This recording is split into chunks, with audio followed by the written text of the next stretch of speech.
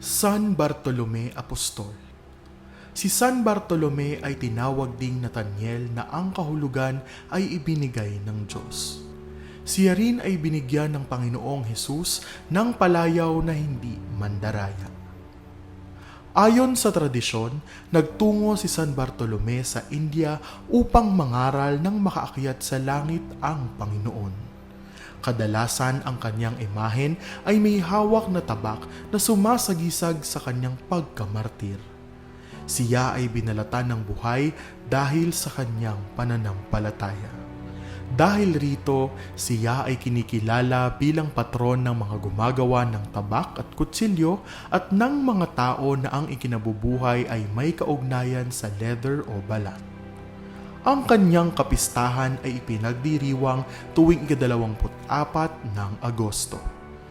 San Bartolome Apostol, ipanalangin niyo po kami.